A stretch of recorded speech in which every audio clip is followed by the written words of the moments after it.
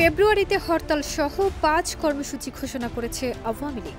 সরকার পতন ও এত মানুষের হত্যার পর আওয়ামী লীগের কর্মসূচি নিয়ে প্রশ্ন তুলেছেন জাতীয় নাগরিক কমিটির প্রধান সংগঠক সার্জিস আলম।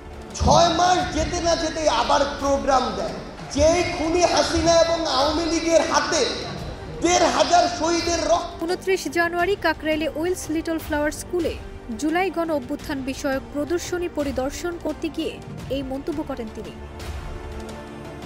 তিনি বলেন, এত মানুষ হত্যা করার পরও শেখ হাসিনা কিভাবে কর্মসূচি ঘোষণা করেন? যে দেশে এত হত্যাযজ্ঞ হয়েছে সেখানে এলে তো ফাঁসির মঞ্চে ঝুলতে হবে। কেউ না বুঝলেও আমরা আপনার প্রয়োজন বুঝি, আর তাই তো অত্যাধুনিক ফিচার সম্বলিত বিভিন্ন সাইজ আর কালারের ২৫০টিরও বেশি ডিজাইন অপশন নিয়ে ওয়ালটন স্মার্ট ফ্রিজ বোঝে আপনার প্রয়োজন।